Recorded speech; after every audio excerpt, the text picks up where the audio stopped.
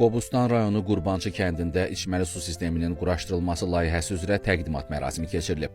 Qobustan rayonu Qurbançı kəndində Qobustan rayon icra hakimiyyəti, Yaponiya səfirliyi və Qobustan bələdiyyəsinin birgə təşkilatçılığı ilə rayonun Qurbançı kəndində içməli su sisteminin quraşdırılması layihəsi başa çatıb. Birinci saflığı varsa da suda artıq içiləndə dərd verir o da. Bu su insanların dərdini aradan qaldır.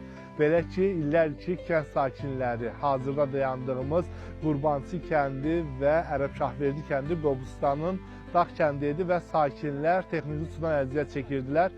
Bugün dövlətimizin diqqəti və Yaponiya səfirliyinin maliyyə dəstəyi ilə suyun açılışı oldu. Sakinlər bu günü çoxdan gözləyirdi. Biz də bu kəndin su problemini işıqlandırmışdıq. Çox şükürlər olsun ki, çox keçmədi, problem öz həllini tapdı. Bununla əlaqədar tədbir keçirilib. Tədbirdə Qobustan rayon icra hakimiyyətinin başçısı Adil Məmmədov, Yaponiyanın Azərbaycan Respublikasındakı fövqəladə və səlahiyyətli səfiri Vatanabe Katsuya, Qobustan bələdiyyəsinin sədri Vasif Zamanov, hüquq mühafizə orqanlarının rəhbərləri və rayon ictimaiyyətinin nümayəndələri iştirak ediblər. Açılış rəmzi olaraq qırmızı lent kəsilib, su kənd sakinlərinin istifadəsinə verilib. Bununla da Qurbançı kəndinin su problemi öz həllini tapıb. Devlətimizin qayğısı və Yaponiya səfirliyinin maliyyəsi əsasında artıq bu kəndlərdə su problemi aradan qalxıb. Bundan sonra hər bir həyətdə bu su daimi axacaq və əhalimiz də bu sudan istifadə edəcək. Kənd əhalisi böyük sevinclə qarşıladı bunu. Hər bir kəs devlətimizə, ölkə başçımıza öz minnətdarlığını bildirdi. Kənd sakinləri görülən işlərə görə ölkə rəhbərinə öz təşəkkürlərini bildiriblər. Keçən səfər siz gələndə Rəşad müəllim gördünüz, problemlərimiz çox idi. Ancaq onların hamısı düzəldi. Allah razı olsun rayon icra hakimiyyətinin başçısından, Adil müəllimin təşəbbüsü ilə. Hər bir canlının yaşaması üçün Rəşad müəllim 3 şey lazımdır. Su, çörək, hava. Su varsa həyat var. Demək su həyatdır. Deyir ki İbn Sina, dünya yaranmamışdan Tanrı suyu yaratdı, çiçəklərə ad verib, təbiəti oyatdı. İndi bizdə təbiət oyanıb, hər tərəf yamyaşıl, yaşıllıqdır. Buradan su axır, bax fikir ver. Heç kim inanmazdı ki, Fərzalı bulağının suyu gəlib buradan axa və qapılara çəkilə. Plus, oradan da artezan vurulur hal-hazırda, orada su çıxır. Bunlar hamısı Adil müəllimin təşəbbüsü iləndir.